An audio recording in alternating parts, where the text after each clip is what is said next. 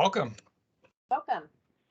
So we have you lined up for about 30 minutes of talk. That'll probably include questions from the members of the subcommittee that are here, but we are very happy to have you and welcome any comments you have to share. So when you're ready, please let us know what's going on in your world.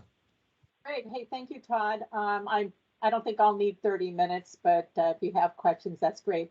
I've already submitted some written testimony, so I'll just kind of go over what I've submitted. So good afternoon, Chair Harris and members of the subcommittee. My name is Jean Wyndham. I'm the Public Records Coordinator for Oregon Health Authority. Thank you for the invitation to share Oregon Health Authority's process in responding to public records, and specifically the costs involved in processing those requests. Before addressing the fee issue, I think it would be helpful to share a brief background of the agency. In 2011, the Department of Human Services split into two agencies. At that time, Keeley West was charged with centralizing the public records process for OHA. With a background in law and journalism and the support of leadership, the goal was to build a public records process with transparency as a priority and with easy public access to records in a timely fashion. As time went on, Ms. West began to undertake additional responsibility, and it became apparent that they really needed a dedicated full-time position to maintain this process. So in 2017, I was hired to work in the director's office to handle the day-to-day records process and support the agency to not only comply with public records laws, but to also continue improving the policy and processes that increase the agency's transparency across all agency programs. So since Director Pat Allen took over in 2017, he and Deputy Director Chris Couts and Chief of Staff Don Jagger really reinforced that they view transparency as a core function of the agency. They and other leaders have made clear that the view transparency is not only legally required, but it really is an asset to the agency as it builds trust, public trust, and it provides positive relationships with members of the public. My work is really pretty much across the board. I am it, by the way. There's only one full-time person handling the request.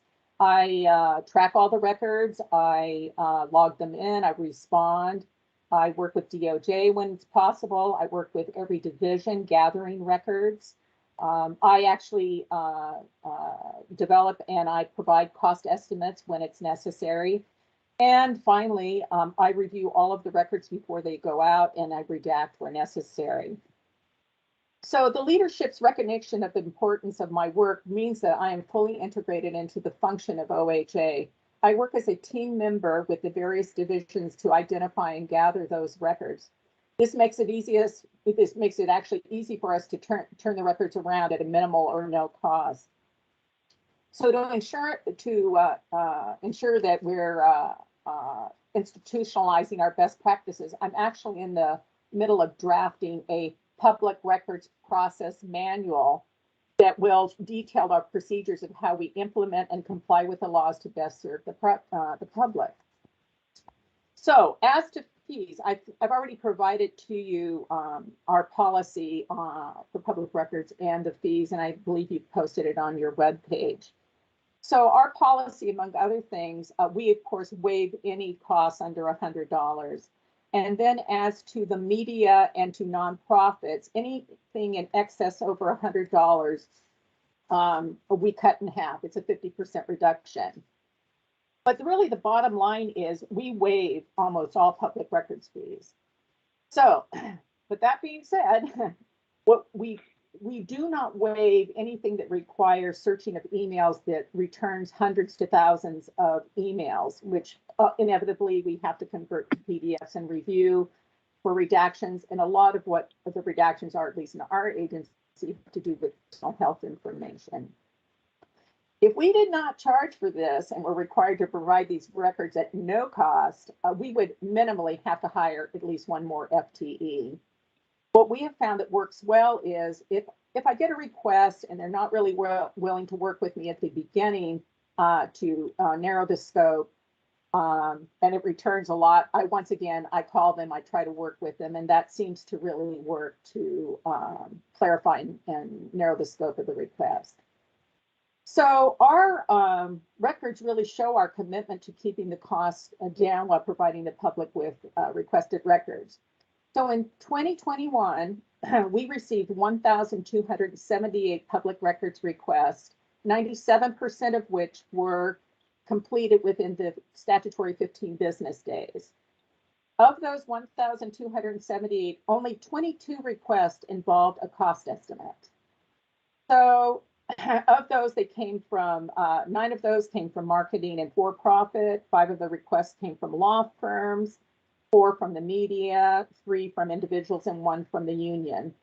So of those 22 requests, 13 of the requesters paid the fees. And of the 9 remaining ones that did not approve the fees, 3 of those were from law firms, 4 were from the media, 1 was for a for-profit corporation, and 1 from an individual. While they didn't approve the fees, they also didn't oppose them. They just said, "No, we don't want the records." So that being said, I just want to conclude with a few observations regarding crafting legislation addressing fees. First of all, I really applaud you. I know this is like a monumental task. I don't know how you guys are going to do it, but without simplifying it too much, I see the challenges trying to draft a one-size-fits-all statute.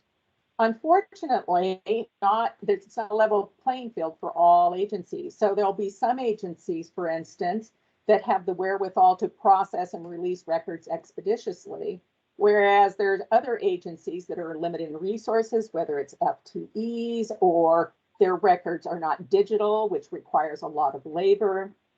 But there may be other ones. And then there are agencies that I believe are doing it well. And so penalizing the agencies that are doing well by waiving fees entirely or capping them really removes the ability to negotiate the parameters of the request, which would lead to narrowing the request itself. And it would also inevitably lead to having to hire more people.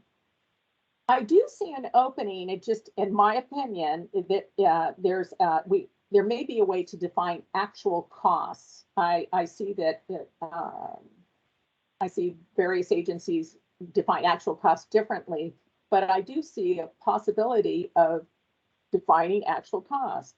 And there also may be an area, and I don't know if you can do it statutorily, where there's a fixed reduction, where it's very specific of a percentage where the costs exceed a certain amount. So that's about all I have to offer. And I thank you for the opportunity, and I'm here to answer any questions you have or give you more details about the requests that had fees. Thank you. Thank you very much for your testimony. I just want to take a moment to acknowledge, I believe Emily Harris, our chair, has joined the meeting, and I'd like to turn it over to her for a moment, and then I'm sure there will be questions for you after that. Emily, are you with us today? I am here. Thank you very much, Todd. Sorry, I couldn't make the video work today, so I'm on the phone. Todd, can you hear me okay? If you can, I'm going to assume everyone else can. Yes, we can. Okay, excellent.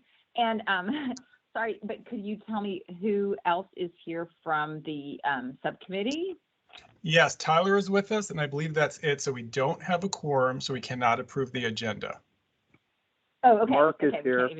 Oh, Mark is here as Mark, well. Hey, Mark, hey, Mark, sorry. We do have a quorum then. Okay. Well, I suppose we could formally approve the agenda. So can we do that? I guess can somebody make a motion? Moved. Just all in favor of second. approving the agenda? Okay, sorry, all in favor of approving the agenda. Okay, great. Thank you all very much. So yeah, thank you.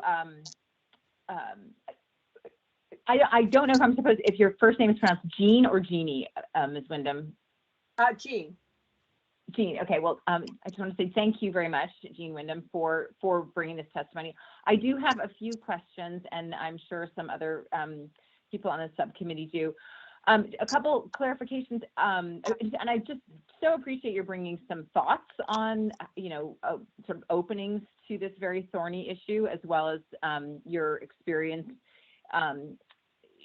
managing the records for OHA. One question I had was, you said there may be a way to define costs, actual costs universally.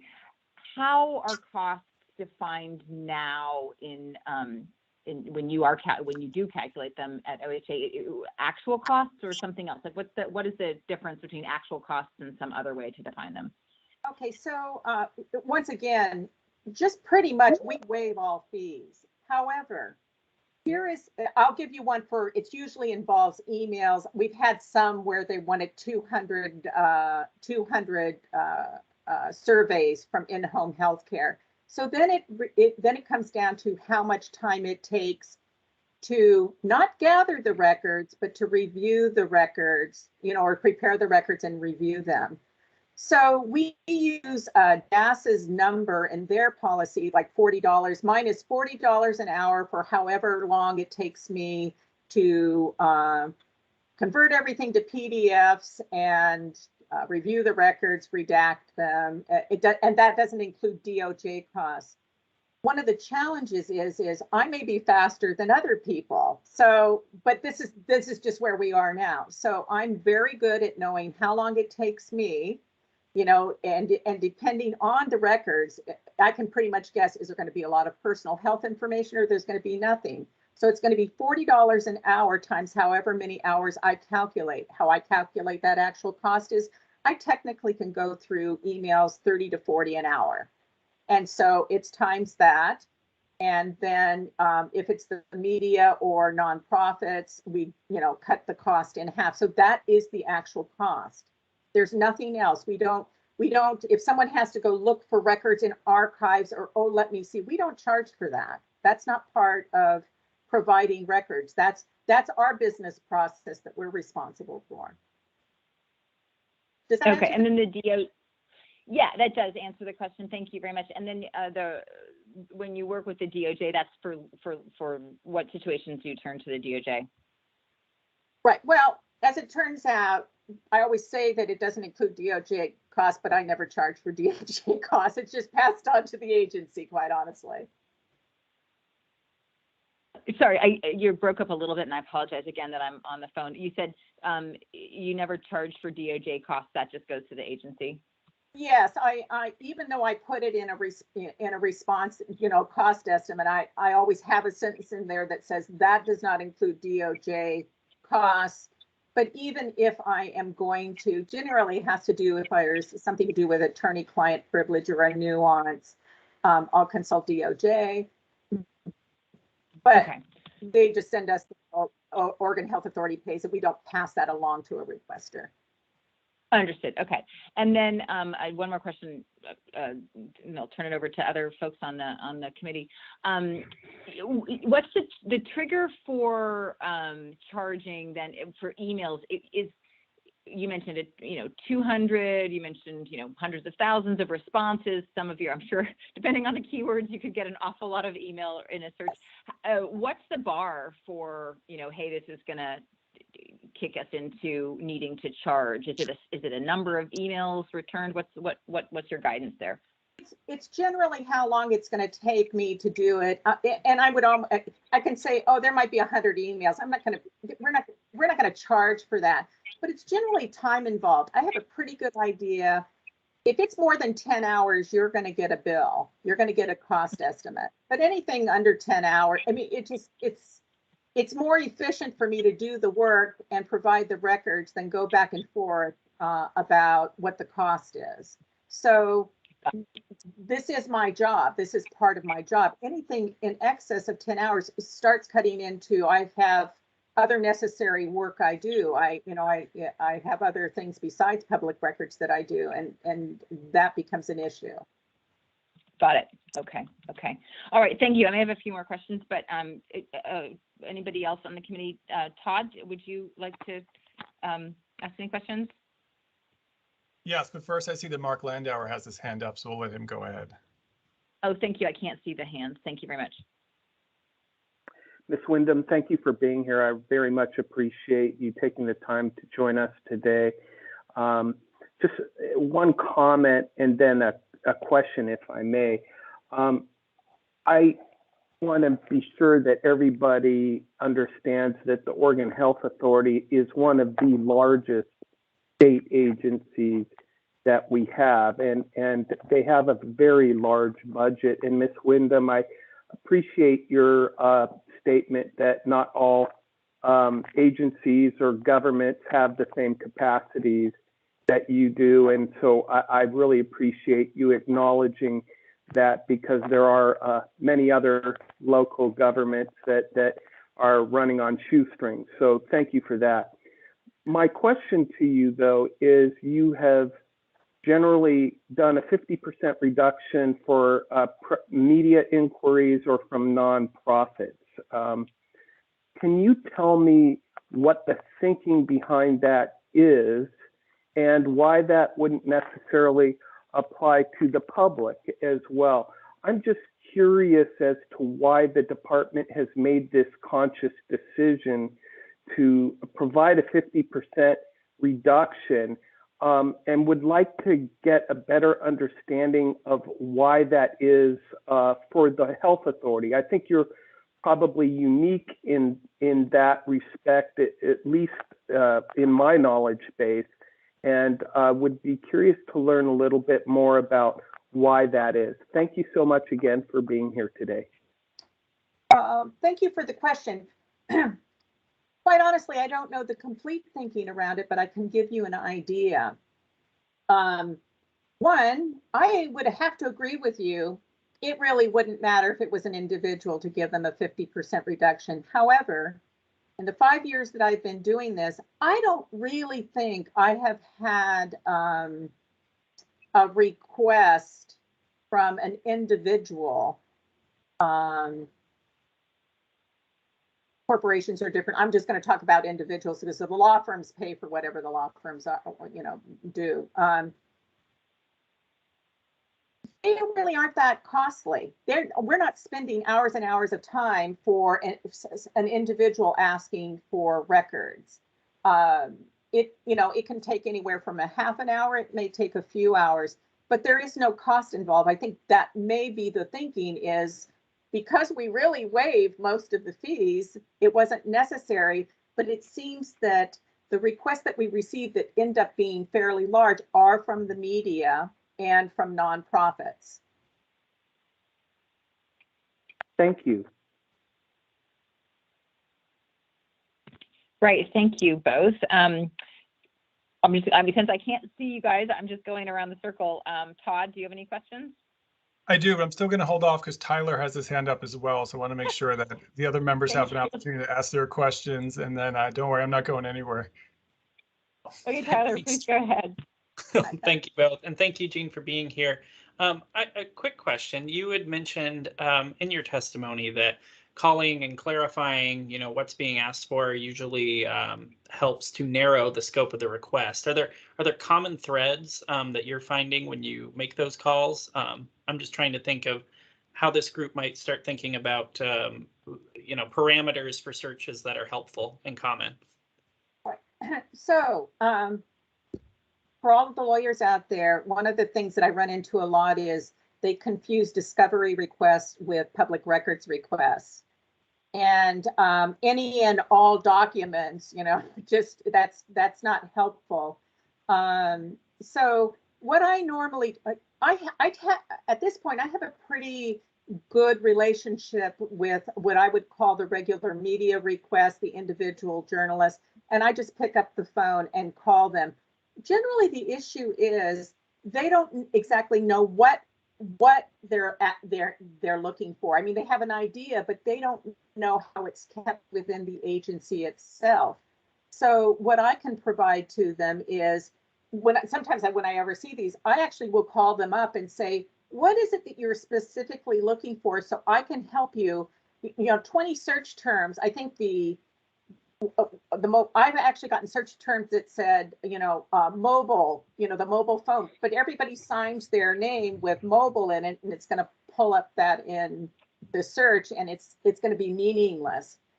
So I'm not sure I'm answering the question completely, but it's I'm proactive, and emails aren't good enough. They slow things down and they can be misunderstood. So I find that building a professional relationship with the requester, it's just much more efficient, and everybody walks away happy. The requests that, and generally speaking, the ones that I was talking about that they didn't approve the request, they didn't really want to narrow the scope, and they obviously didn't really want the records that much.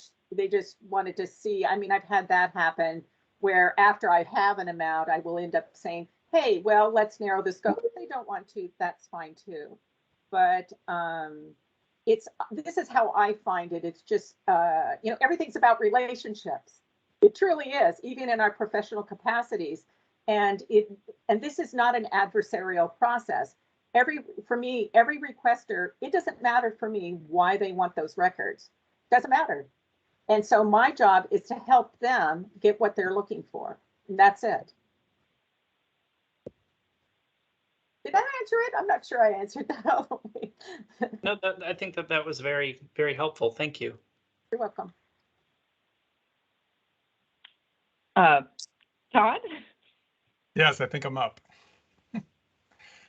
Well, Gina, I have to say, I really appreciate a lot of what you're saying, and you're driving home a lot of the points that I try to convey to both public records requesters and records custodians, which is communication is key to this work, because ultimately it is essentially a relationship that you are forming. It's a conversation between both parties, and there's an absolute duty to communicate on both sides. And I think that's really important. So there's a lot of things I could touch on about what you said, but for the sake of everyone's time, I'm just going to focus on a few things you brought up that I'd like to just talk a little bit more about. And in doing so, I recognize that these opinions are your own based on the experiences you've had, but we're trying to draw from experienced people like yourself to learn more and understand so that we could hopefully draft legislation that, although it is one size fits all, in the best possible world, brings all these considerations sort of into what we come up with. And so you mentioned that you do not, or OHA does not charge for essentially the searching and gathering of records, if I understood you correctly, but the potential for fees comes about when you're preparing, redacting, and so on and so forth. So that definitely seems like, or in my experience, that's a different take on what other public bodies do. But, in your opinion, do you see that as one way forward defining, if not necessarily doing the OHA model of how you charge fees in relation to what you do with the records, do you see creating categories or steps in the process and charging for some of them and not others as being one possible way forward to reduce costs, or at least not have them all potentially transferred to a requester? Yes, I think yes, it is the answer. One of the challenges that various agencies, and this is what's frustrating to the requester and possibly, the bigger ones, how people are, everyone's doing their job within an agency, but they've never been trained in, let's say, best business practices on how to store a record, which is very frustrating for me. And so everybody does it differently. It might be in somebody's drawer, or we send it to archives, or we get, there are all sorts of things that could happen. And I think that we have to be honest, is just because we have a certain process of storing, for retention purposes, records, do we pass along that cost to a requester because of how we're storing our own records? That's frustrating. On the other hand, we have in part of our units, we have records that are not digital, that our health licensing officers, a lot of things are radiation that require us to scan those records. So there may be a lot. So it's not finding the records that we would charge with, but if it's preparing them, which means including scanning them, and for my ability to review those records, that might be part of a charge. So, and people might have larger requests, but once again, I basically, I tell different programs, you're not spending any more than 10 hours on something, please just send me the records. We are not going to give a cost estimate on that. It almost seems inefficient in some ways. Thank you for that. So something else I want to talk about is you mentioned that if you get a fee estimate that is over $100, that is a time in which you communicate again with the requester to try to bring those costs down. And you utilize that as a tool to help, limit potential fees, and that removing that option might otherwise handicap your work.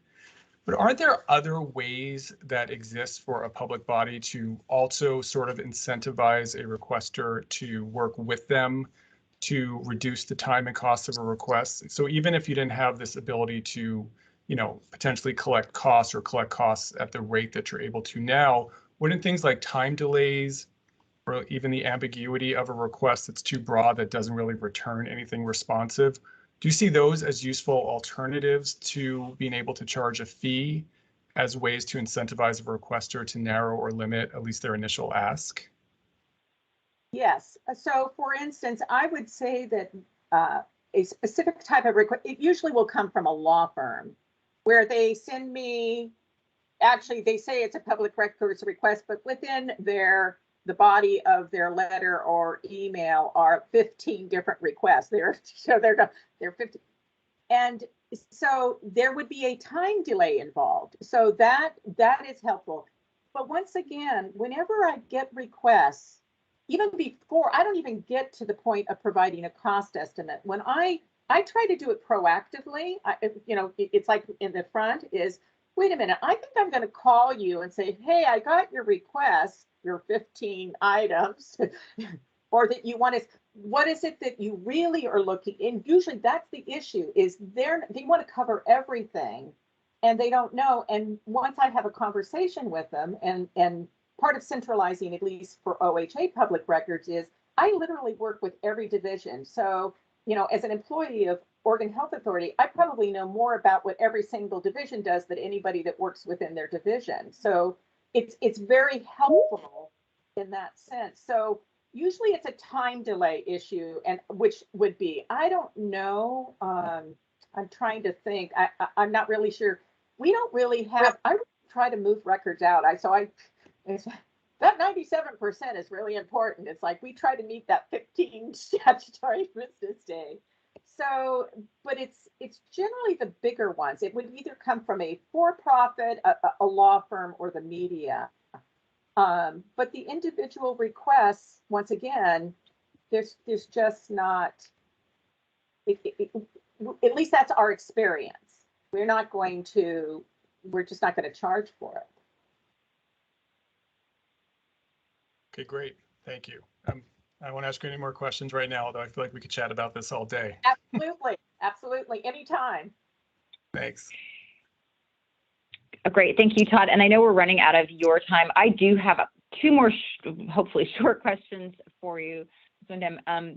You had mentioned, having a relationship with a reporter, and a lot of the regular reporters on the beat. So my first question is whether you have any working definition of media that you use at the Health Authority. And my second question, which is a poor journalistic practice to ask two at once, but for efficiency, I'm going to try it.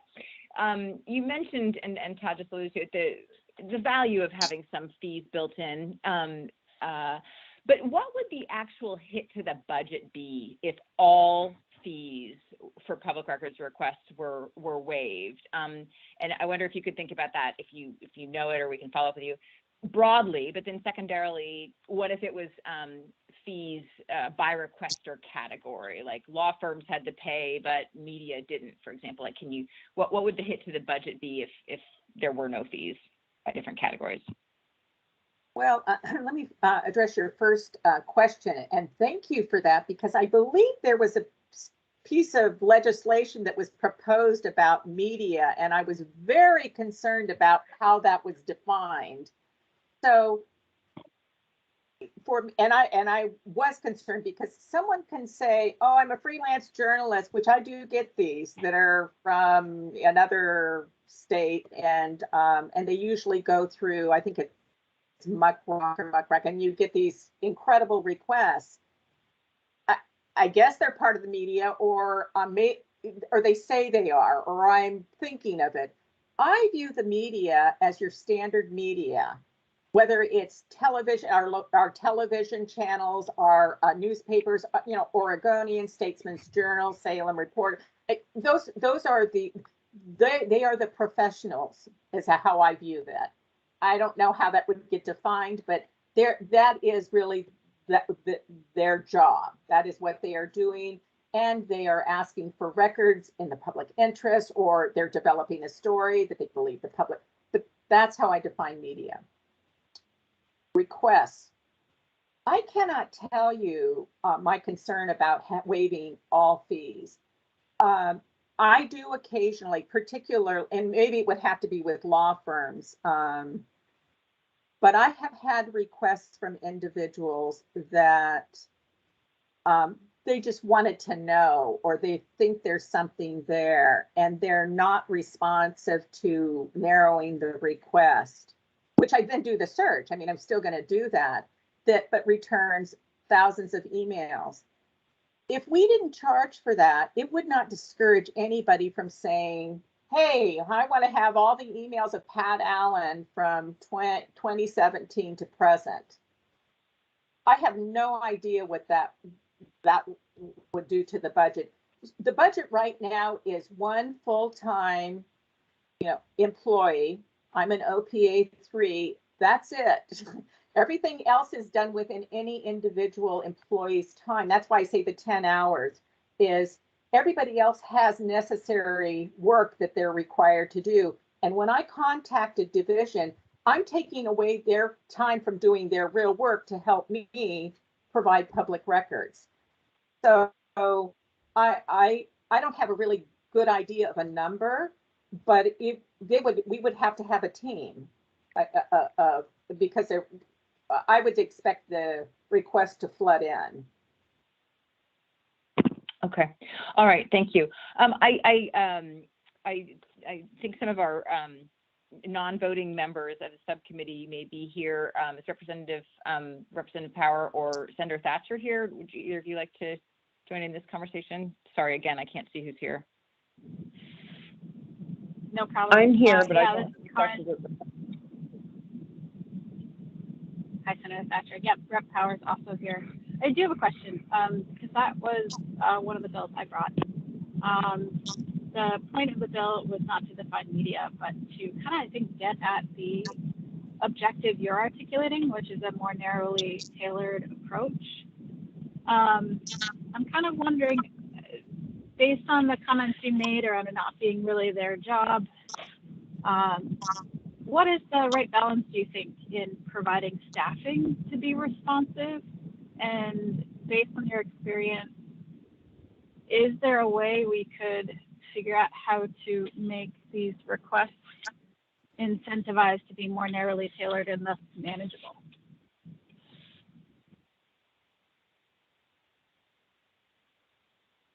One of the, this is once again the challenge for this committee.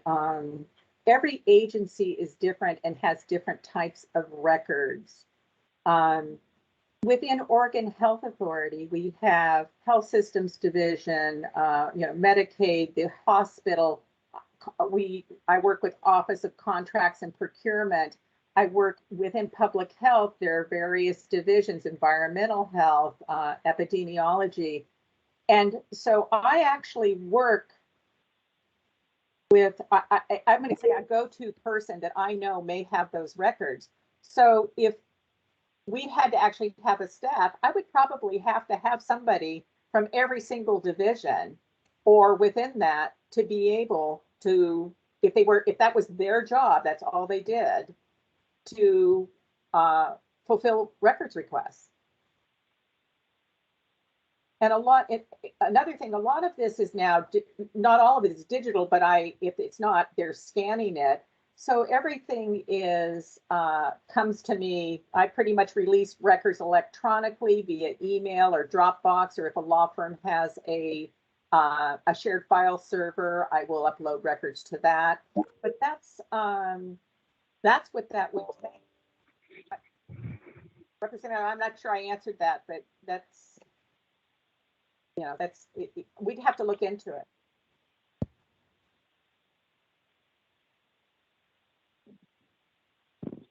All right, thank you. We have taken a little more time with you, Ms. Wyndham, than we had planned. I have a couple follow-up questions I will put into an email with you, and I encourage, I can gather them from my fellow council members if other people have questions. But thank you very, very much for your time today and all this experience that you've been able to share with us. Really appreciate it. Thank you. Thank you. I hope it was helpful. Absolutely, it was. Yes. Thanks. Okay, I'd next like to welcome Laura Hitchcock, Administrative Specialist in Central Records Section of the Oregon State Police. And again, apologies, I can't see anyone, but Laura, are you here?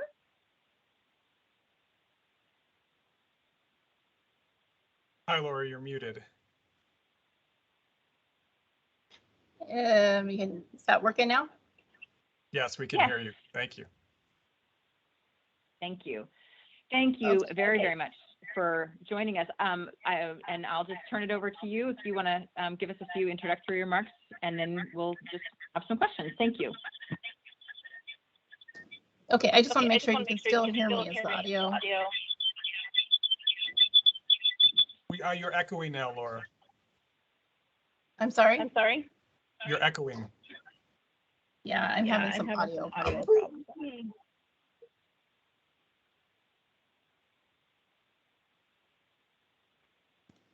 Okay, is that better? Yep, you're good. Yes, Oh, thank you. First of all, just thank you for the invite and the opportunity to talk about how we process fees and some of our challenges. I also wanted to mention that Coral Smith is on as well, and she may jump in. She's also in the records section. She's the director. So my name is Laura Hitchcock. I'm with the Central Records section. Our unit consists of 7 full-time employees. 2 of them are kind of support staff. They log requests, log payments, things like that. The primary function of the unit is to respond to records requests. We respond to agency requests as well as public records requests, and we receive about 837 total requests in a month, with over half of them being public records requests. So definitely keep us busy. We charge a flat rate on many of the records and an hourly rate based on the actual time, and we follow the DAS statewide fee schedule. Those fees do cover the cost to locate, compile, review, redact, and produce the records. Much of the time that we spend processing requests is not recovered in the fee, though. Additional things that we kind of discussed before, we don't charge for the time that we spend consulting about the request. We don't charge for the time that we spend writing letters, response letters, fee letters. It's just actually compiling, reviewing, and redacting the records. We spent about 91 hours on requests that we did not recover any fees for in a month. So we received 2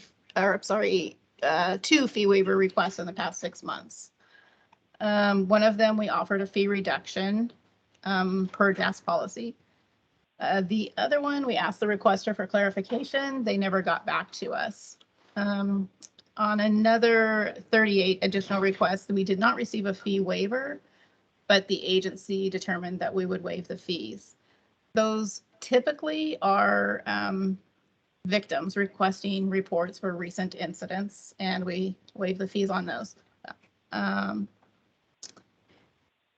As far as things that the agency has done preemptively to reduce the cost of high interest incidents, we will sometimes, if we have an incident that we know is going to be of high public interest, we will go ahead and gather those reports, review those reports, and prepare them as much as we can for release, knowing that these requests are going to come in.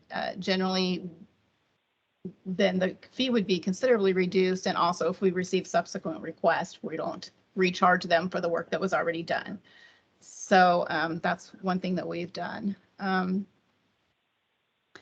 As far as the reason for the increase in cost in public record request, voluminous request, and very broad request are what increases the cost. And really the only tool that has been effective for us in reducing those costs is the fee itself, the ability to work with the requester to limit the scope of their request. And we've had a lot of success doing that. I think without that part of it, there really is no incentive for them to, let us know what they really want. In fact, a lot of times we'll get a request and we'll say, we'll give them a call, we'll try to work with them, and they'll say, oh, just send me the fee, let me know what everything's going to cost. Then they're a little bit more willing to work with us when they see that, 100 hours on this request is going to cost a little bit of money.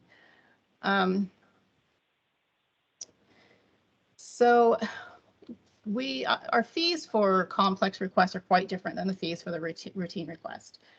Back in 2015, the Secretary of State Audit identified that 90% of the requests are handled in a timely manner with minimal cost, and 10% of the request agencies struggled with.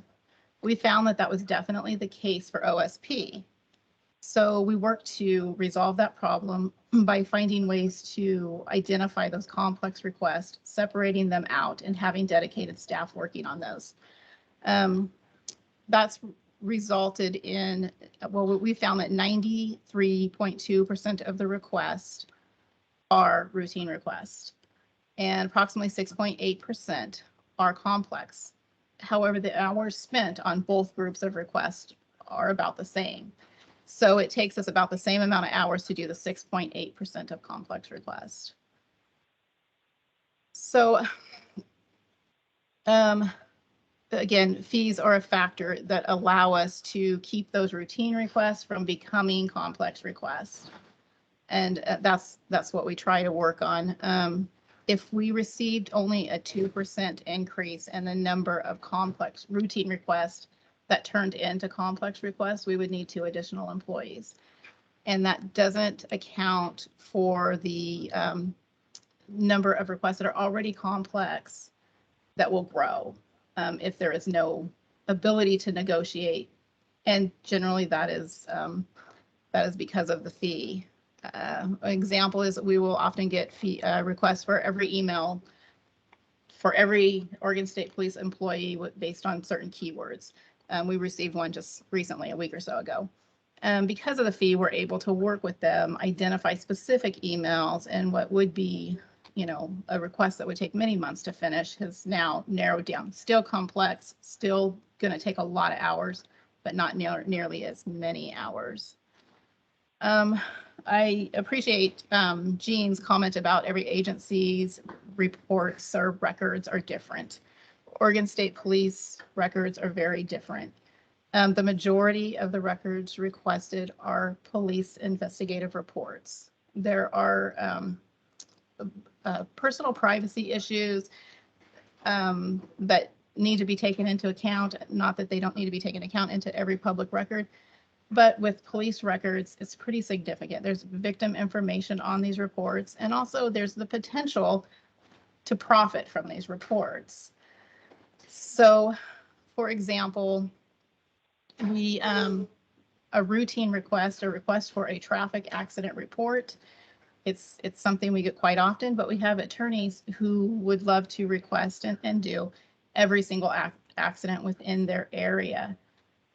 Fees are what keeps that in check a little bit. I can't imagine what the cost to the agency would be if we allowed for no fee every attorney to request every report for a motor vehicle accident so they can solicit business.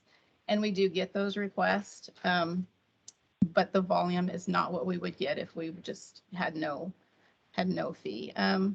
Also, people who benefit from these and the fee kind of keeps it in check is, for example, request for fatal motor vehicle accidents to be put on YouTube. Even though we redact the image of the deceased person, this is very personal information that has potential to re-victimize people.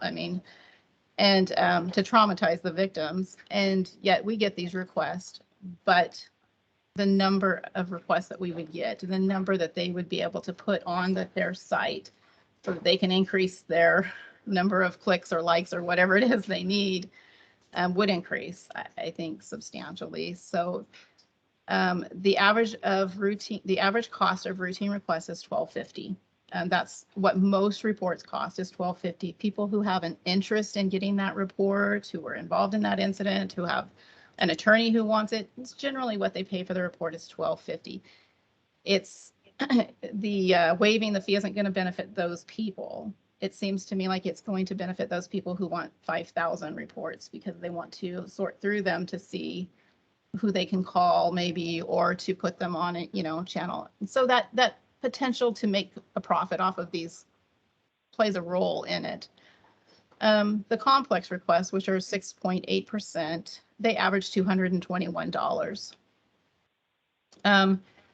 These reports, these records are investigative records that often contain thousands and thousands of pages, text messages from personal cell phones, social media, interviews, email searches. These can get very, very huge. And again, the average cost of those is $221, some being much more, some being closer to the $12.50.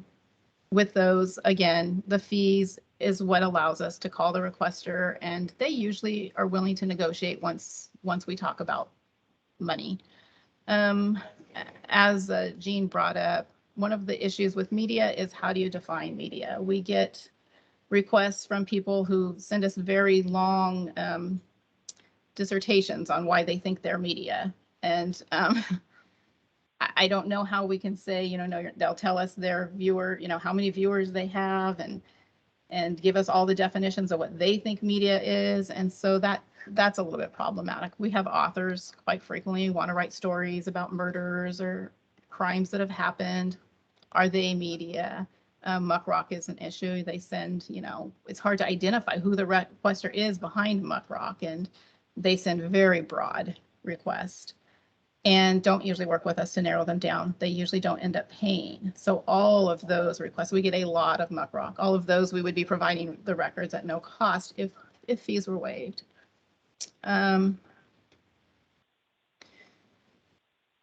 Also, even narrowly defined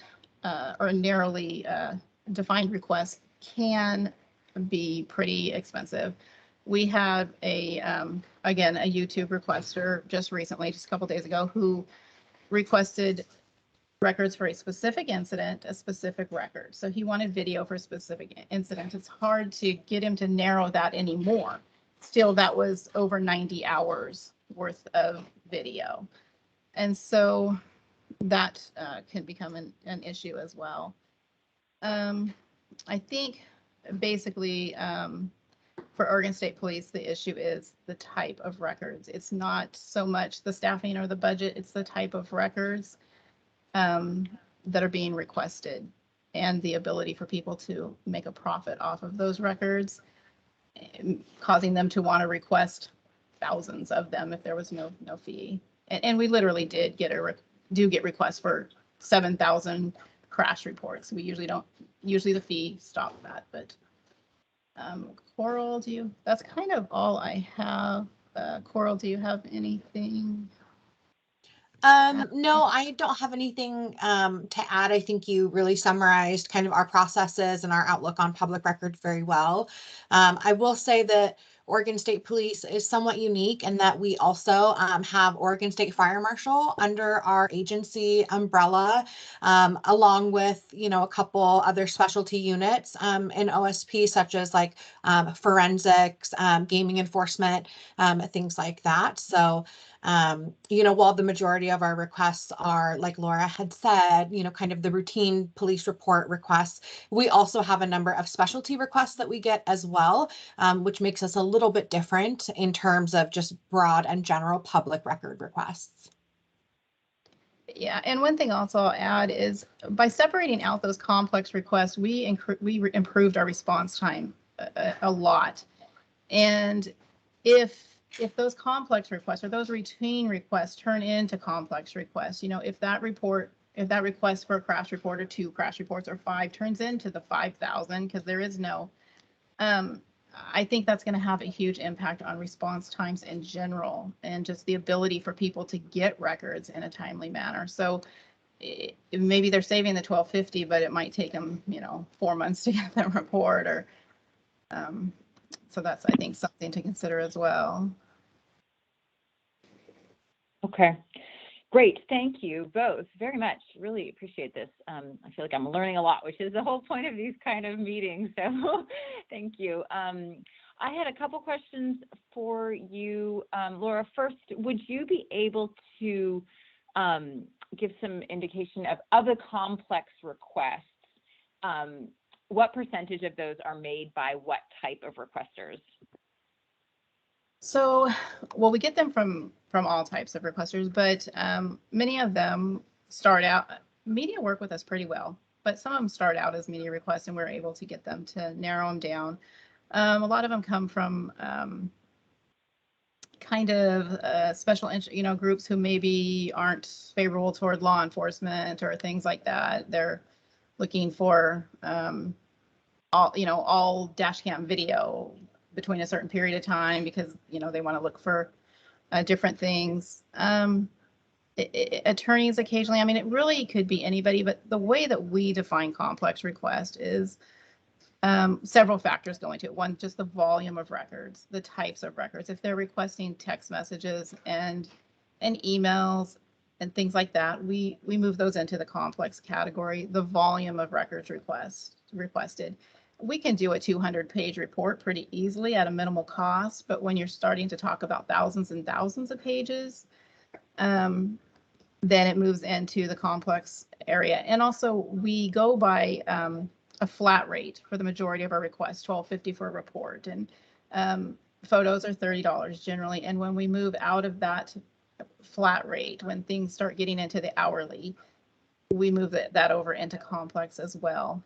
Also, I don't think I mentioned that we waive the first 30 minutes on every request. So, so anything under 30 minutes, the fee is waived. Okay, can you clarify? I'm sorry. What kicks something into hourly from what triggers hourly? That sounds like once you go to an hourly charge, it would automatically be defined as complex. So what goes into what makes it an hourly rate? Yeah, so maybe I misspoke. I wouldn't say it automatically gets called a complex once it goes over into hourly, but we have, if it doesn't fit into the flat rate fee schedule that we have published already, which is $12.50 for a report up to, and I believe it's 10 pages, and we usually go way over that. We usually will give 30 pages for that $12.50 or more. If it's not just the standard report, photos are $30. We have a flat rate for a dispatch recording. If it's not one of those items that they're requesting that is on that list, then we will go with the hourly. Also, if they request several items that are on the list and we decide it would be, and we determine it would be less expensive to charge the hourly rate, we will go to hourly as opposed to an itemized list of various different records. So. Okay, thank you. And forgive me if you said this and I didn't hear it. But the definition of complex, is that, you cited different types of records or the amount of records. Is that written down somewhere, what the definition of complex is? We do have some criteria. Some of them are requester types, and some of them are sensitive. They have to do with whether or not it's a sensitive, high-profile incident. So it's not just the volume of records, but that is one factor. The volume of records, types of records. Is it a sensitive incident? Is this something that is a high-profile incident? Maybe more time's going to be taken in and considering what's redacted, things like that. So we have a lot of criteria that go into it. Those generally are much more voluminous requests. They generally require a lot more work, but we do get requests that we consider complex that the fee is $12.50 that we have put over to that group that handles those. Okay, thank you. And thank you both for coming to talk with us. Todd, can I hand it over to you to check with other committee members since I can't see anybody? Sure, and no hands up yet, so I'm going to jump in first. So Laura, Coral, thank you both for being here today. I really appreciate everything you said. It is, like Emily mentioned, it's incredibly helpful to look inside, as many public bodies as we can, especially large ones like yours that also have pretty well-developed techniques and methods and systems for addressing public records, because I think you really help point the way towards potential change that doesn't leave agencies without useful tools, but also continues to benefit requesters as well, as of course the law is one of confidentiality, not disclosure. As if you've ever heard any of my trainings, I say about 12 times throughout the training. So I really, again, just really want your opinions as practitioners in this work, not necessarily speaking for your agency or committing you to anything in particular, but for instance, just under the federal system, under federal FOIA, fees are broken up into categories, and I think it's like, collecting, it's like collecting and maybe like reviewing and et cetera, et cetera. And then certain types of requesters are only charged for certain types of categories. So say like a corporate or commercial requester would pay for all categories of producing records. So they would pay full freight. Educational institutions will pay maybe for one category of records, like preparing records, and I believe the public pays for two categories. So if Oregon adopted a similar way of charging fees, do you think that would, what would that do to the 90-something% of your requests that are pretty simple and average about $12.50? And what would that do to the more complex requests that tend to cost more money? Would that sort of capture your world now, or would it change what OSP charges? If I'm making enough sense for you to answer that. Probably one of our main requesters for the 1250 records are insurance companies and attorneys. Insurance companies, their motive for getting the report is pretty simple. They don't have any reason to request the number of records that they're asking based on the fee. Attorneys, it's a little different story. Some of them are representing somebody in an accident and or an incident and need a copy of the report. Others are wanting large quantities of reports to look for potential clients. And so those two reasons, so it would be hard to say, okay, well, let's waive the fees for attorneys, because how can we say, let's waive the fees for attorneys who are actually representing a client and not the ones who are just looking for a client?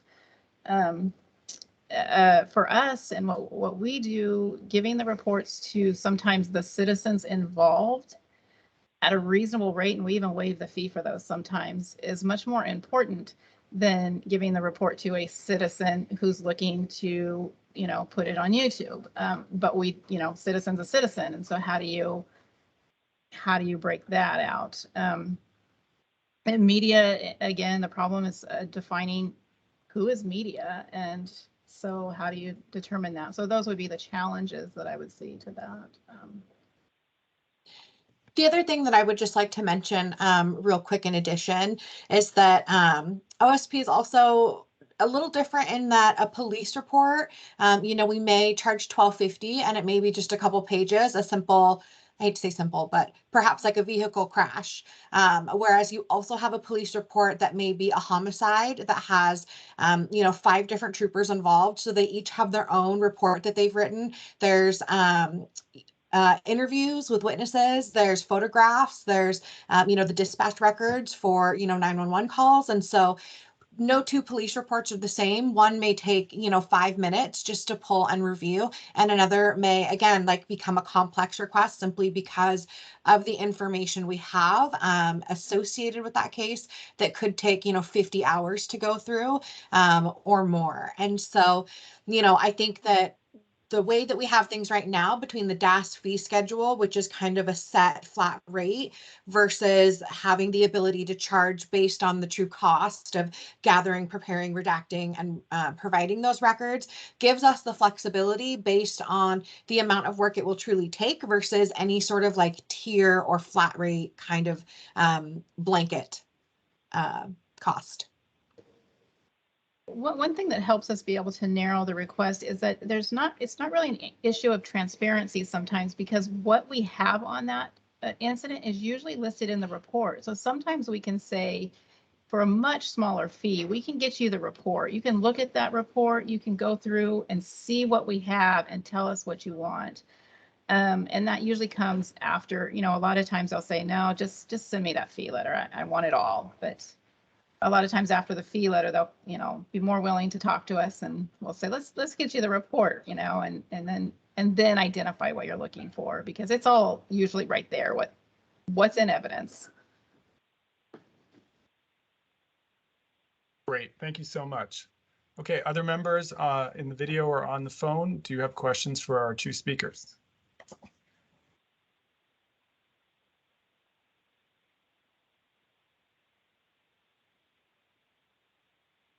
Okay, hearing none at this time, I'd like to thank you both so much for coming and speaking to us today. We really appreciate it, and perhaps we might have some follow-up for you later, but again, thank you for your time very much. And we're going to move on to our next speaker, who is Sherry Lafouri, the Public Records Unit Manager for the Department of Human Services. The floor is yours. Welcome. Good afternoon, everybody. Thank you for the opportunity to come share what we have going on at Department of Human Services about public record requests. You're going to hear some similar things as to what Jean spoke on earlier. Although we are separate agencies, we are still kind of sister agencies, so you're going to hear a lot of similarities there. I too want to take just a second and give a little bit of background about how our unit got set up, because different than some other agencies, we do have a partially centralized unit that handles public records requests. So I'm going to start there. So public record requests, as well as individual record requests for their own personal records, as folks may be aware, DHS is a ginormous agency with, you know, central office here in Salem and various field offices, local offices all across the state. And in mid-2019, there was a governor's executive order for child welfare, and part of that executive order was looking at public records request and getting timely and processes in place for that. Our number one type of record request that comes into our agency is actually for child welfare assessments. Even though they're generally highly confidential, that's the most common record that is requested. So the agency started centralizing that unit really quickly under governor's executive order mid-2019. We do most public record requests for the entire agency, and we do a split of individual record requests. So for example, let's take self-sufficiency and aging and people with disabilities. If there's a customer that's currently being served by one of our offices, they get their request taken care of there. If their case is now closed and they're looking back for historical records, they come through our unit. So we see a volume between those two types of records on average, and it fluctuates, but on average it's about 600 requests a month. And I know I see some familiar names and faces here in the crowd, and I know folks have said, oh, you guys are really lucky you have this unit and all this staff. I have 9 people, and that includes different levels, to do 600 requests a month. So it's great having a centralized unit, but it's still, like everybody else, we could use more resources for that. We're really still building our infrastructure around service level agreements with each division, program area, processes and policy around that. And I'm sure you guys can imagine, even in the smaller agencies, getting some consistency in that and buy-in from an entire agency is time consuming. I started managing the unit at the beginning of 2020, and I had high hopes that I could complete all the infrastructure by the end of the year, and I'm still working on it. So there was some questions around budget, and although we have a centralized unit, we did that in-house within the agency, so there is not a separate budget for the unit or for public records requests. It's absorbed by the divisions and the program areas that we provide the service for. Similar to the other two speakers before me, We really only collect fees if we do it all for the locating, reviewing, and redacting of records. I did hear some other folks say that they don't typically do the charging for the locating. We do at times because we do get requests, again, in child welfare and some other program areas. We're in the process of scanning our physical files, but we have a lot of boxes and archive facilities. So we do charge if it's a very large request and we're needing to locate and scan large volumes. We do not charge for things such as copying, postage. If somebody requests a special avenue in which to get the records, like on a secured flash drive, we don't charge for stuff like that. It's really more about the reviewing and the redaction of records. When it gets into cost estimates, it's an interesting timing for this meeting. We're right in the process of adjusting, looking at our processes and adjusting a little bit. Similar to what folks said before me, media, nonprofits, as well as just individuals do request things that have a public interest lens. But sometimes those requests, maybe part of it truly meets that threshold that's in the DAS policy. Sometimes it's more they're looking for to see if there's a story, or they're looking for a huge time frame worth of records to see what part of it might be a story or might meet that public interest. So we have found that if we don't charge for that stuff, the requests are kind of, they can be unmanageable, like some people talked to. So we do right now work with media or an individual nonprofit. If we get a very large scope request, similar to what folks said, a conversation goes a really long way to say, tell me what it is that you're really looking for. And it comes up with media a lot that they'll say, I'm really trying to get this story out in the Oregonian in 1 week. I need 5 years worth of data, let's say. We'll say, if you want to make that deadline for your story, I might be able to get you this by that time frame.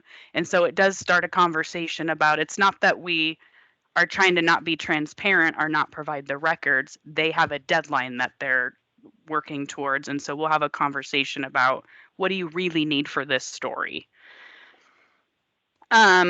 There's a few, one of the questions that Emily had sent that's a topic of interest is, what are agencies doing preemptively if something meets the public interest? There's a couple of hot topics right now all over the place. And for us, I would say COVID is one of them. Definitely, we do the public records request for the facilities that are licensed by Safety and Quality and the Aging and People with Disabilities program. So we get a lot of record requests that really do. There are stories written about them. They meet the threshold. But occasionally, even with that, we're noticing people will be asking for what I think is much larger than what the threshold is. And so we do have to do some negotiation. But if I see that it's one of the topics, there's another hot topic. It's been in the media, so this isn't a surprise.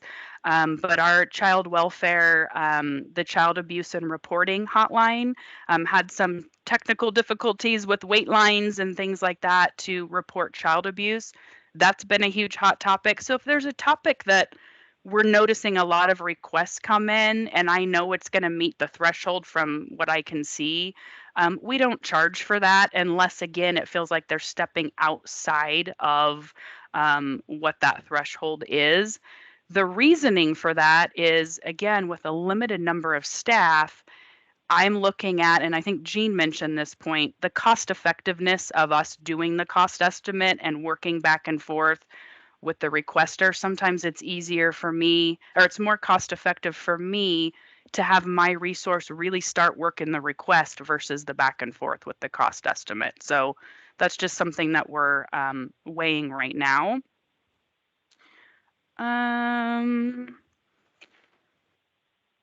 Getting to a little bit on numbers. Again, similar to Oregon Health Authority, we don't do cost estimates unless they're really large requests. It's hard to give a threshold. I would say it's usually probably around $250 that I'll go, it's not cost effective to do that. Let's just go ahead and move forward. So we average about 45. Again, we've only been centralized for 2 years. I pulled some data and it looks like we've only issued out about 45 cost estimates per year.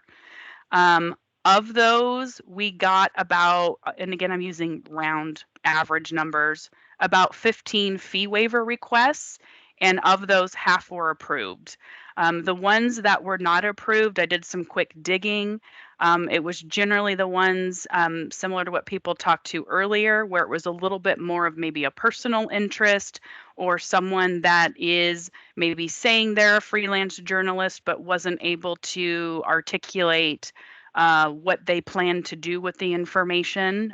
So it doesn't happen too often that we get them and deny them, but those are the categories where they fall really more on a personal interest. The remainder of those, usually the requester will reach out to us and say, hey, can we narrow that scope? That's a lot of money. It's very rare that people just don't come back or don't respond. I think that was one of the questions that folks were curious about. It's very rare that that's a barrier and a hard stop. It usually is a tool that starts a conversation with that requester.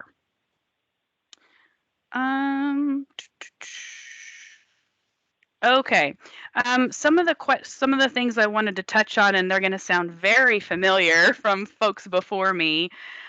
One of the things that is really hard to explain to requesters, whether it's an individual, nonprofit, media, all of the categories, is how much work goes into email pools.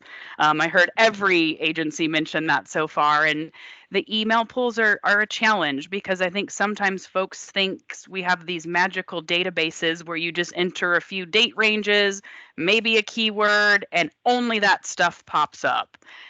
Wouldn't that be nice? We get often requests for several years worth of emails between lots of employees. And so that typically always results in a phone call to the requester to try to explain how that search works. Because usually they'll say, I don't want to give you a keyword. That might, knock things out that I'm looking for. And so we explain there's not a way unless they help narrow the topic of what they're looking for in the emails or the search terms. To Jean's point earlier, that can return, we just did one the other day, it returned over 3,000 results. And so then we'll reach back out to them and say, ooh, we kind of did a high level review and I don't think what you're looking for, you're going to get much out of that 3,000. So let's talk about this. And so we just noticed that it's much easier to pick up the phone. I agree with what was stated earlier. It's much easier to get on a phone call than email. But I do find requesters kind of resist that at times. They would rather just, if they're looking for something that they think we don't want to give, they would rather make it more broad, I've noticed. The thing that takes the most time in emails that increases cost, aka staff time, is converting all of the files to PDF, all of the emails to PDF. So if we have, a couple thousand emails, it's a significant amount of time to convert those into a PDF to do the review and redaction. So I heard folks were asking about if we have ideas of what might cut cost or help with time. I think on the email, some way to kind of help requesters understand what that looks like. And I'm sure it may be different across the different agencies who are represented here today and ones that are not. But a little bit of education on what that looks like and any kind of even a statewide tool, a technology tool that helps with automating that conversion, because it's such a manual process, at least in our agency, that it's extremely time consuming. I'm also going to echo something that was mentioned earlier that would be helpful in terms of potential future legislation or rule or policy change. And that would be around making the formulas for fees and waivers just really simple. The DAS one appears to be simple, but when you get down into it, it's not as simple as it's displayed. So even if it was, they meet the threshold and you automatically waive 50%, I remember that being something that was discussed last year. That wouldn't be a huge impact to our agency because, like I mentioned, we don't charge media a lot now. And if we do, we typically already waive 50%. But it's looking at, do I waive it fully? Do I waive it 50%? Is there a partial? Like, there's just lots of elements that I think if we could simplify that, that would be appreciated. And things to consider with that is, we have requesters that aren't the media, that aren't these nonprofits, that aren't attorneys. We have, individuals, just, Oregonians or folks, even not in Oregon, requesting records with really limited funds. I remember I work for Human Services, so I'm always going to look at, the population that we serve, and there's limited funds. And so I don't ever want to get to a place where we put so much in that there's a barrier for people to access records. So I don't ever want to create a barrier, but I also want to make sure that our agencies aren't put in a position where we're doing it for free with the limited resources that we also have. So just kind of looking at a balance there. I also agree with some of the statements made earlier about what are some ways that we can do some incentive. I think the cost estimate definitely is can have an incentive with requesters to say, hey, if you narrow the scope, you might get this a little bit quicker. So I think money plays into it, but so does timeliness. So sometimes they'll say, well, if I pay you today, does that mean I'm going to get my records tomorrow? It doesn't exactly work that way, but I think there might be some things that we could think about that might help that. It's hard for me to explain to requesters, just because you paid doesn't mean you automatically jump the line ahead of everybody else who also has paid for their request. And I also want to echo what Jean said about the any and all. I don't know if it's super common with the other agencies that are here today, but we certainly get across all categories.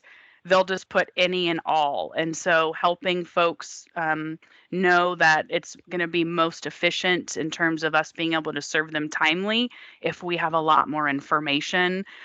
Any and all, especially for an agency as large as DHS, when they don't share which program area might be they're looking for, that could be a challenge. So just even helping educating folks on what information we need to serve them better. Trying to think, is there anything big I missed that I wanted to capture? I don't think so. I think I'm ready for questions if you guys have them. Yes, and I talked fast, so I'm happy to repeat.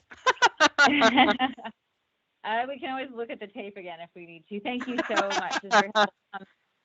I have two questions. One is, appreciating it's not in the agency's desire to, do everything for free. Do you have a sense of how much right now the DHS is doing, quote unquote, for free, or a different way of saying that is like how much of the costs are recovered by fees? Very little. I didn't get a chance to pull the actual amount collected, but I mean, we collect. How do I say this?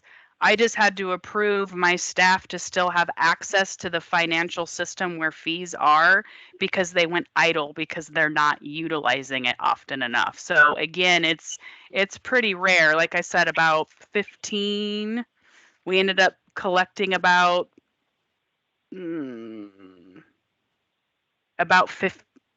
45 cost estimates, and then we approve 15 waivers, so about 30 per year. It's pretty low. Okay. And then the second one's a little bit more complex, but I think it gets really at the heart of requests, at least from people who who are in the media generally. Other things were brought up about, requesters who stand to profit from public records and so forth. But you mentioned that, and everyone's spoken to the fact that like overly broad record requests are really tough. They take a ton of time and it's hard to make sure you fulfill it. I have filed requests with any and all in my request. And the reasons I do that is because two reasons. One, I don't know the inner workings of agencies. And sometimes I've been told, oh, we don't have any of those records. And I don't have any idea like which, you've been run around in circles, right? Within one giant agency and it goes here and then they say no, and I have to go to another place and they say no. So the fact that you've centralized it seems to me to be an excellent step and have people in there that really understand the nuances of the whole agency. But the other is this, I think, a potentially a trust issue, right? If you mentioned that if you're feeling as if people are looking for something that they think the agency might not rather give, they tend to be more broad. So that to me is a core issue of trust. And I'm curious what you think you could do or state agencies could do or record, key record maintainers could do to build that trust so that, there are certainly times we have seen in very recently where agencies don't give records and they're discovered later. So what could you do from the provider side to build that trust so that and I'm mostly speaking from media experience. I don't really know what it would be like from a lawyer or a individual, but so that you feel confident that you can be frank about your records request and it will in fact be fulfilled. What can you do from the agency point? Thank you for the question, Emily. That's a great one. And I'm going to echo my peer, Jean Wyndham, relationships and conversation. And of course, it's harder if it's an individual who only makes one request. But I've found, well, for us, we have in our centralized unit, and again, other parts of the department are still fulfilling record requests. So it's not just us, but I'm speaking predominantly from my centralized unit. Anytime we get a request for any and all, or I can tell that maybe they're hesitant about telling us too much because they give us just enough. I can tell like, oh, they're looking to see if they're going to find something that our agency did wrong. And what I've found is the absolute most effective, and it's hard to get tone and trust across in an email. Phone calls go so far. I've personally have reached out as the manager of the unit a few times. If we feel like that's a scenario, I'll call and reach out and say, I manage the public records unit. I can tell you're kind of looking for something on X topic. My job is to give you what you're legally entitled to that isn't exempt under the law. It's not my jam to tell you, whether it makes us look good or bad. My job is to give you what you're entitled to under the law. And if I can get that across on tone, usually they'll open up to me or people on my team if we can get them on a phone call. It's quite a bit more challenging. I staffed one with Todd this week. That's a little bit more challenging because the requester doesn't want to talk to us on the phone. Anytime we leave a voicemail, they quickly respond in an email. And it's one of those scenarios where they're looking for something that may not look that they think may make the agency look bad. And I don't have skin in the game. Again, my job is to fulfill their record request. And so I tried to send an email and call and leave a voicemail and say, I'm the manager, because I thought, so that makes sometimes people more comfortable to share, that information. So first thing that comes to mind in response to your question is really a conversation. Okay, thank you. And Todd, let me, if I may, hand it back over to you to check in with other people about questions. Oh, I can't see. Actually, I thought of a part 2 answer really fast. Yeah. I did get contacted by a couple of attorneys from the Public Defender's Office and from some other organizations that attorneys belong to. Another thing is, and I'll just be frank, our agency has had a history at times of maybe not being as transparent, which is why we're here. My unit's here. And so just making sure that we are communicating with requesters on a very regular basis about if we need an extension, something's going to take more time, or the particular record they're looking for might be in someone's file cabinet that we're looking for, that it's not accessible on an online system. It's felt really good to get reached out by some of those organizations and say, wow, we've really noticed a change. Even if you guys can't meet the time frame that maybe we were hoping, you can explain why, what's getting in the way. So again, I think also what builds trust is just showing a pattern of behavior that builds it. Thank you. Thanks, Sherry. Mark, go ahead with your question, please. Forgive me. Ms. Lafouri, thank you so much for being here today. I've really found this to be interesting. Earlier you mentioned, or you referred to, the Attorney General's, what is it? I guess it's the model for charging, or no, it's the DAS. The DAS model, yep. The DAS model, forgive me. I sometimes mistake myself.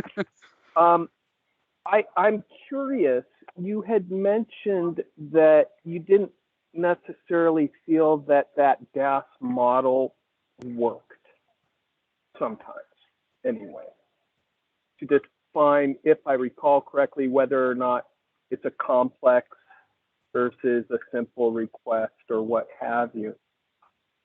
Having this practical experience, I'm going to sort of go out on a limb here and see if you wouldn't mind. How would you change that? Right? How would you use DAS's model and fix it in a manner that might be more reflective of the work that you're doing? Right? Mm-hmm. I'm curious, and I'm sorry if I'm going to put you in a little bit of a spot here, Ms. Lafouri. Bring it. Would you break out that DAS policy and provide us suggestions that you feel would make the system work better? I find that sort of compelling, and I'm really interested in seeing what thoughts you have. Now, again, I really appreciate the state's perspective, albeit I'm going to readily admit, like Jean did previously, not all governments are equal, right? You've got a very large department with, I think it was 7 dedicated individuals, or at least that was the state police. You know, I represent local governments that have no full-time employees and just volunteers, right? But I'm curious to know if you have insight on how we can sort of categorize these simple versus complex requests in a more rational manner.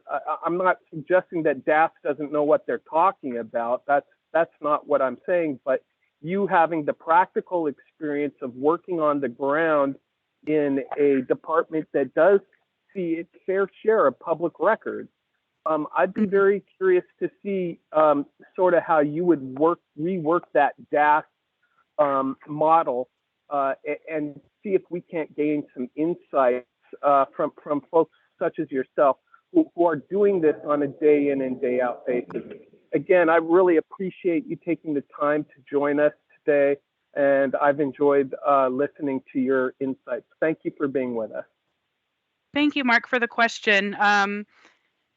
So I'm only gonna be able to answer from my perspective. So please forgive me, other agencies, if what I'm gonna say impacts you differently than it would impact me. I recognize that I am in a unique situation. So I just want to say that for the record, in case I propose something that would have a really bad impact on another agency. So let me just start with that. We'll blame it on Todd. Don't worry. So I kind of hinted at it in when I was speaking, and for me, it just seems like it does get a little bit harder when people say, well, if it's public interest or media, you can waive it all, or you can waive 50%. And if they can meaningful disseminate it, I'm just going to be, this is Cherie's opinion. This is not DHS opinion. Okay. I want to make sure that's clear as well. It just seems to be easier if we take out some of the, if this, then that with all these categories and do something just much more straightforward. So basically, if anybody, whether it's an individual, nonprofit, media, whomever, makes a request and it meets whatever the defined threshold is of public interest, and DAS does have that lined out, just knock off 50% and call it good for everybody. To me, I just spend a lot of time going, oh, gee, is this person going to be able to meaningful disseminate it? Is this an individual request? Is it a media outlet? And it takes a lot of time. So again, I'm just throwing this out there. I haven't totally done an impact analysis to see how it would impact my entire organization. But it just seems like it would be simple if we leveled the playing field for everybody and said, if it meets the public interest threshold, yes, we still probably have to estimate what the level of effort is, but then let's just do an immediate 50% off the top and call it good. That's just what comes off the top of my head with you putting me on the spot. Yeah, no, and it's a totally fair response in my view. So if I understand you correctly, and forgive me, folks, because I'm a bit of a simpleton, as you figured out by now. So you think that there is a lot of improvement that could be made on the determination of what types of requests are or are not in the public interest? You think that is too difficult of a process, and there ought to be a more linear approach to being able to make that determination? Is that what I'm sort of hearing you say? Yes. Okay, and an easier way to determine if we waive a full fee or half fees. I don't propose we waive all fees, because I'm gonna, echo what the two folks before me echoed. I think we would all need multiple new FTE in order to respond to that if we just said it was a full waiver, which is what led me to if it met public interest and we waived 50% of it and it was just that cut and dry. I think and this is just, my agency and me personally, it would be a little bit helpful to have a little bit more definition of public interest. And I'll give you an example. So I'm going to use one that's kind of real and kind of fake, honestly, to kind of protect it. But we get a lot of requests for different inspections and reports and visits to some of our, medical facilities. So with COVID right now, there's questions coming in about, hey, there's a COVID outbreak at this facility. I want to know the reports. I want to know the inspections, what was done to help prevent that. And then they'll also include in their request, and I want every employee's emails that ever was sent about this facility for the last 5 years. Well, we didn't have COVID 5 years ago, so it's hard for me to justify that that's public interest about a COVID outbreak in a local facility. So I have to almost dice that request up a little bit. So it would be nice if we had some definition, because they're reading rule or reading even this. They're smart. They'll read the DAS policy themselves and say, well, of course it's public interest. We want to know what your interactions were with this facility for the last 5 years. And I don't disagree that there's not interest in that topic, but it doesn't generally always meet that threshold evaluation that's lined out in the DAS policy. So I personally could use a tiny bit of help defining what that means with some examples, as well as making it a flat whatever amount waiver. 50% is just what came to mind. Well, I would certainly welcome any suggestions or recommendations that you may have on this topic, because I do think that it's a really important one, and could serve to make things, we're all talking about access here. And one of the big complaints that has really spurred me to want to have this discussion is that, many, or at least some people, have claimed that local or government in general uses fees as a means to keep things from the public, right? That's problematic. I don't care who you are, whether you're on government side or the public side. That's a problem. How can we avoid that, right? Are there ways that we can encourage access while limiting the ability to use money as a barrier? And so I'm curious about your thoughts on this, and would welcome any feedback that you want to provide. I recognize, Sherry, that this is your opinion. It is not the opinion of your office or the department's office, or for that matter, the governor's office. I get it. But being a practitioner who does this on a daily basis, I'd be very interested in those that type of feedback. So again, thank you very much for your time today, and hope we'll learn some more from your insight and experience. Again, thank you. Thank you, Mark. Tyler, you have your hand up. Yes, and I just wanted to piggyback off of the comments of my colleague, Mr. Landauer there, and just get on the record, Mark, I think you said government side versus public side. I just want to be clear for everybody here. We're all here serving the public, and just acknowledging that I think where Mr. Landauer is coming from is just, a very real sense that, especially coming from a local government perspective, we have more priorities than we have funds to tackle every single one of them. That doesn't mean that we aren't all here to serve the public. It's just the harsh reality is we have to work within the constraints that we're given. But just wanted to reiterate for anybody listening, we're all here serving the public. Thanks. And if I stumbled on some words there, folks, I'm happy to be corrected. Thank you, Tyler, for putting me back in my place.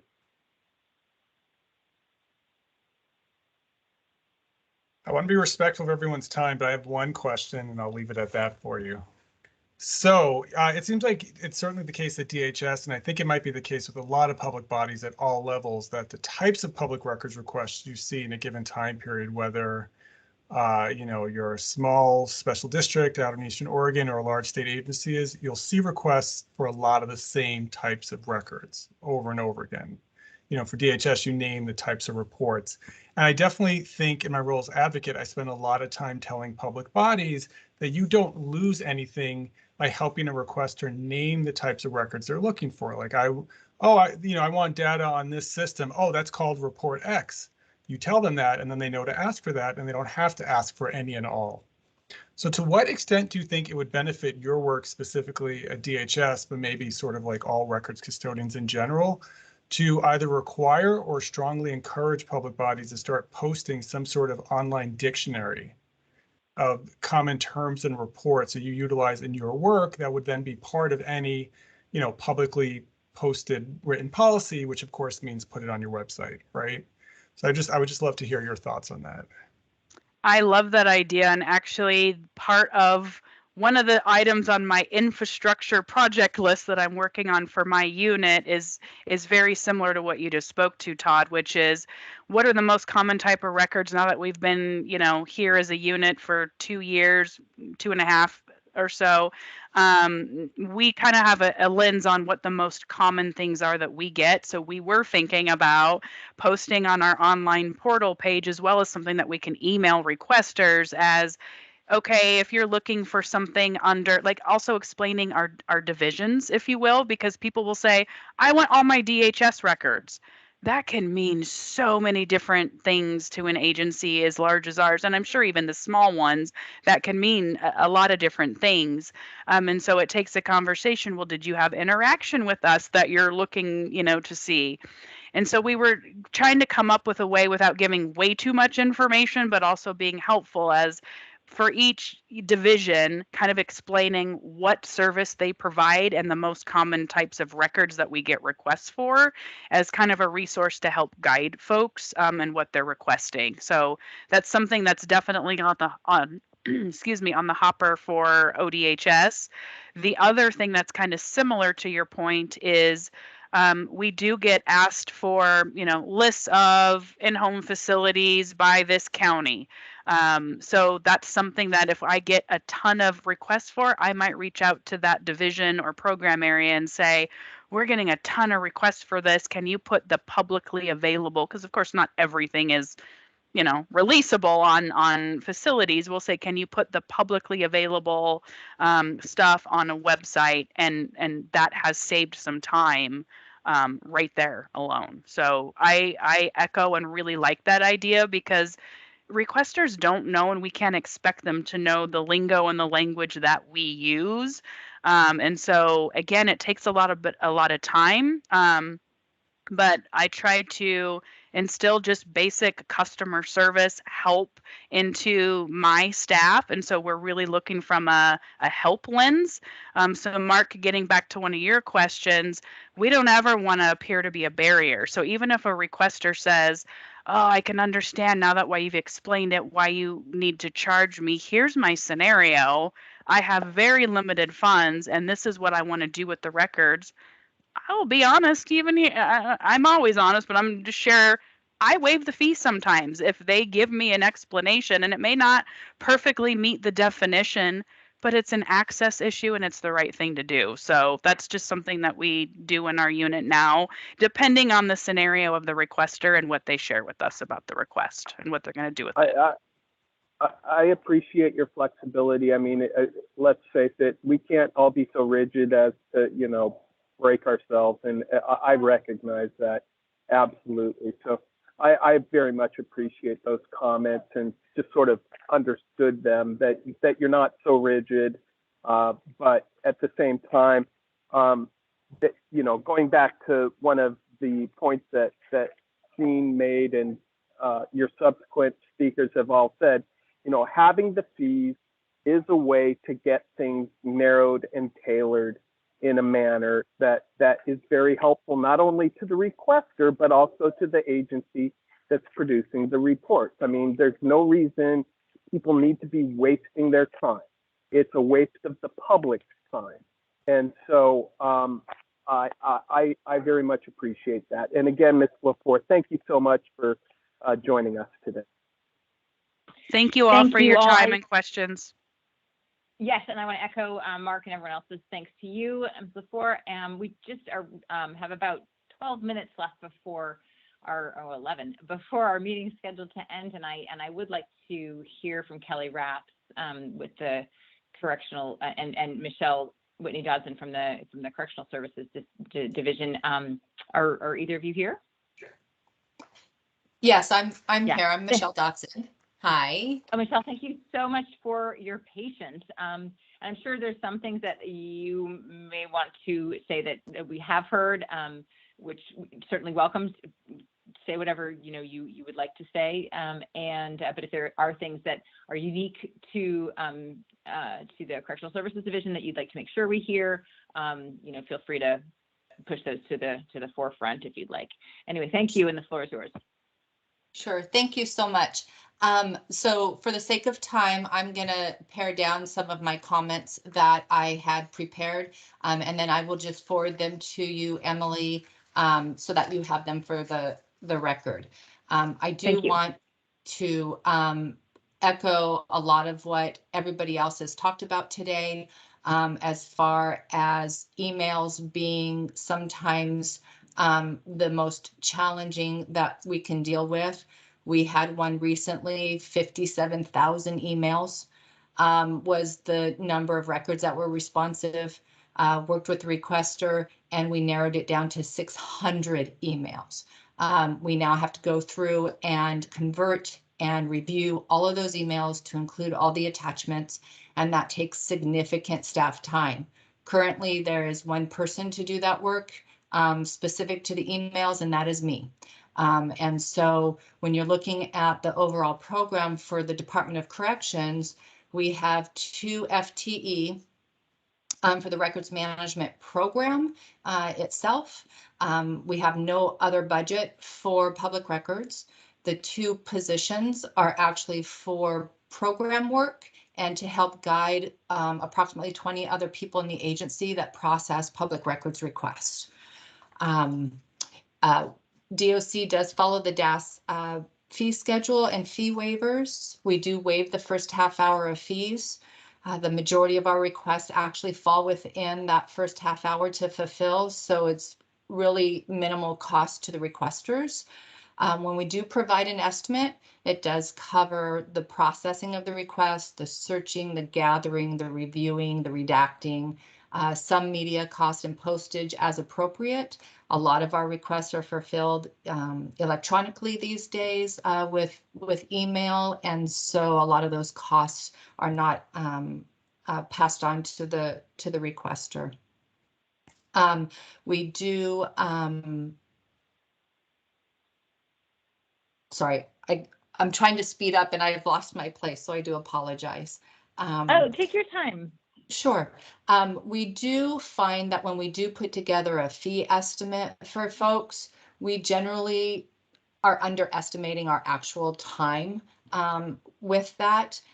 If we do happen to take a little longer than what we estimated, if it's within a half hour, an hour, hour and a half, we have a lot of flexibility in there. We don't go seeking more funds from the requester. It costs more money to process those checks than it does, so we try to balance that out. Likewise, if a request takes significant more amount of time, we will actually contact the requester before proceeding, especially in an email situation, and let them know, here's how many emails we have back, here's what we see being the issue with the fee estimate. Do you want us to start with the most recent emails and go until we hit the fees that you've paid, or do you want us to, where do you want us to start? How do you want to proceed? And so we do work with the requester on those.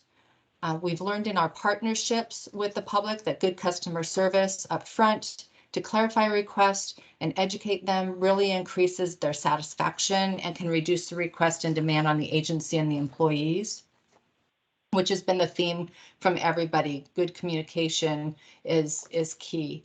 The department does use the guidance in the Public Records Manual as well as the DAS policy when reviewing fee waivers.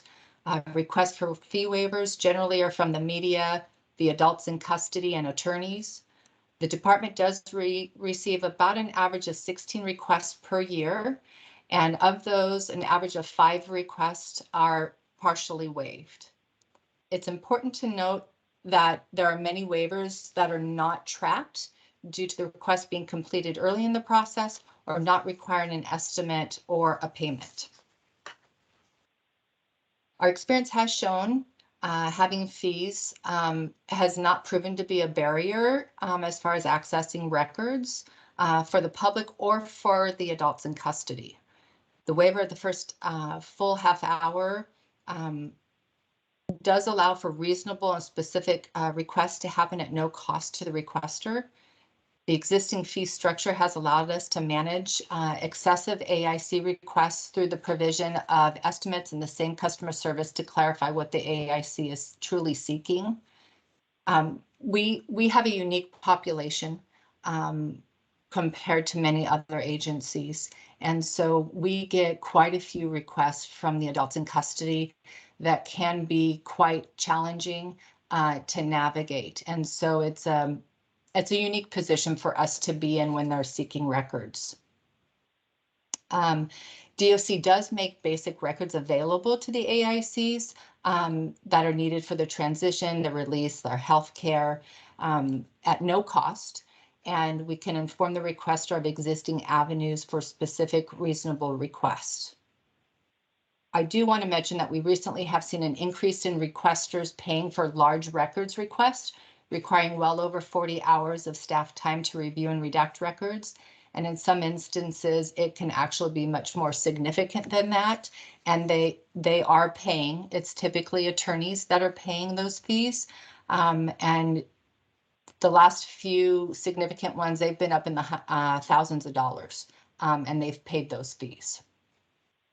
The department's public records efforts are unique, as I mentioned earlier, in typing consideration, as most of our requests are regarding a specific individual who is or has been incarcerated. And while we do receive many requests from media and the public, most of our public records requests are done in preparation for litigation or by AIC's curiosities. Safety is a priority for us in releasing records, and the nature of our records make them subject to specific records exemptions. Staff review records is often laborious as we ensure compliance with exemptions and safety of those in our custody. A good example of this is if you think of the Department of Corrections institutions as little mini cities, we have everything you can think of inside of an institution that you get outside in the community. And so one of the things that we have is we have investigations that occur within the institutions. And so when we get a request for investigations and it involves AICs, that can be really challenging to process those. You know, you have to take many hours of staff time to search, gather, review, redact those records. And due to the sensitive nature of our investigations, they have to be carefully reviewed and to ensure the safety not only of the individual, but the victim, the witnesses, and the institution. The requests can become quite intensive and very sensitive to process. Information released that should have been withheld can affect an individual's rehabilitation both inside prison and outside of prison, such as their housing, their work, their program participation, and potentially physical assault or even death.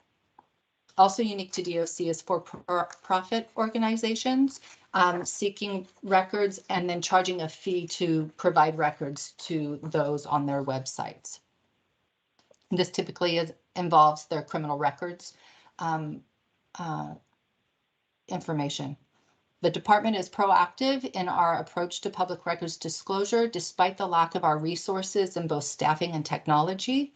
With updated technology, as some have talked about today, we would be able to set up an online submission for public records requests, allowing us to streamline the process as well as having a forward-facing portal for frequently asked records.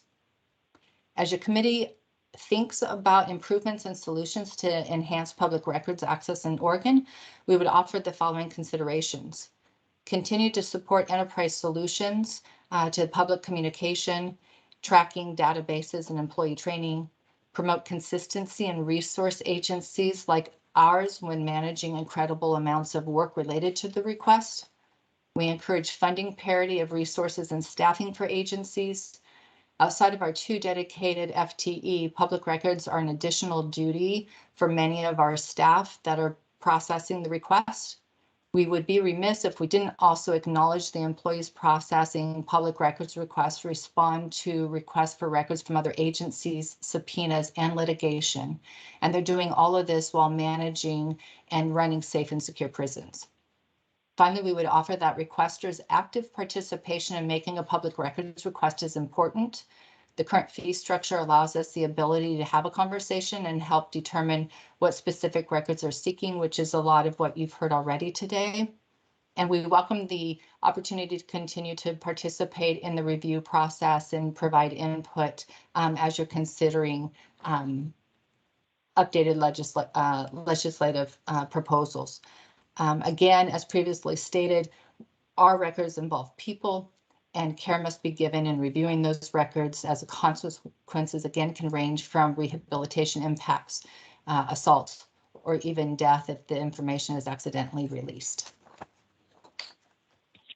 Thank you so much. I realize we were at time. I don't know if you're able to stay at all, Michelle, and I don't know if any committee members are. Are you able to stay for another few minutes? You can? Okay. Thank you. That's very generous of you. I know if some committee members have to drop off, we maybe can get back in touch with you later. I have one question. You mentioned with updated technology, you could do an online submissions portal, and then you mentioned a forward-facing portal for frequently requested records. My question is this: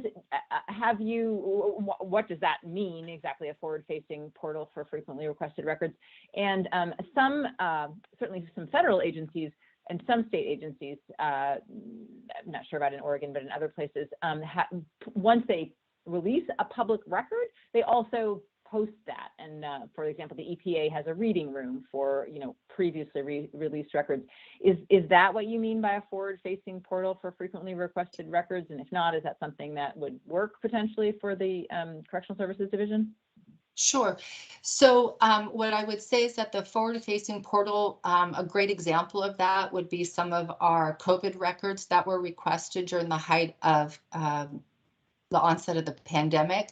We were getting a lot of requests for very similar information. And so if we had a means to have been able to push that out, it would have, just taken care of everybody really quickly.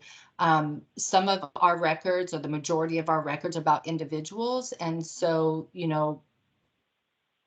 pushing those out for the public when there's not necessarily a big interest in one individual isn't necessarily something I would advise, because we are still being mindful of people's program, of their rehabilitation impacts, and we don't want to hamper that at all.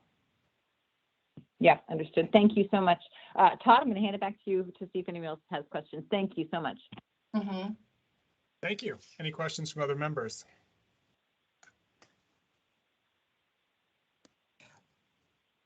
I do appreciate everybody's time today, and all the speakers. I mean, they've all expressed some of the same unique issues that we all face with public records disclosure, and we do our best to work very well with the requesters and try to get them what they need at the least cost, if not no fees at all. But if you have someone who wants that any and all, and they're not willing to work with you, it's very challenging. And we do run into that frequently with our adults in custody. And it is a very unique situation for us to be in with their request. Well, Michelle, thank you so very much for your time and for your patience. I'm sorry that we ran into a shortened period of time to talk with you, but really do appreciate learning more about what you're specifically doing at the Correctional Services Division. It's very helpful and very insightful, and very much appreciate your time. Thank you so much. And thanks to everybody who brought their expertise and insights to us today. Much appreciated. Before we adjourn, I do just want to give our members and anybody who's still on the call who's interested a sneak preview of what we expect to hear in the next set of hearings as we continue these in the spring. Friday, March 11th is our next meeting, and tentatively we are going to hear from Margaret Quokka, who has just written a fascinating book about the FOIA, the federal law, and how its use has evolved from some public interest to more potentially people with a personal interest in records over time. And Tom Sussman, who was the congressional counsel for the 1974 FOIA amendment. So that will be looking at the federal law. And then Friday, April 1st, we are going to be hearing from some folks in other states who have models that we may want to take a look at, from Oklahoma and Kentucky. And then on Friday, the 22nd, we are tentatively going to be hearing first from some more people in Oregon, including at the county and city level. And then we'll start pretty soon after that, moving into trying to figure out what to do. So it should be fun and interesting, certainly a learning process. And I hope that everyone's here today can come back for those meetings as well. Do any committee members have anything they'd like to add before we adjourn? Yes, Emily, it's Todd. I just want to welcome Tyler Jansen formally to the Public Records Advisory Council and the Legislative Subcommittee. I realize he himself did not choose to be on the subcommittee, but has slid in to replace his predecessor, for which we are very grateful. And it's important to continue to have representatives at all government levels in Oregon. So Tyler, we're very happy to have you here formally, despite your previous participation that was of your own volition. So welcome. Well, thank you very much. I'm very happy to be here, and I look forward to digging in the months ahead. Yeah, thank you, Todd, for doing that. And Tyler, you have already dug in, so thanks for all the work you've done previously. Great, much appreciated and glad to have you. Anything else from folks on the subcommittee? All right, well then, do I need a motion to adjourn since we do have a quorum? So moved. Seconded. Okay, everybody in favor say aye. Aye. Aye. All right, we are adjourned, and I'll see you in 3 weeks. Thank you, everybody. Bye-bye. Take care. Thanks, everyone.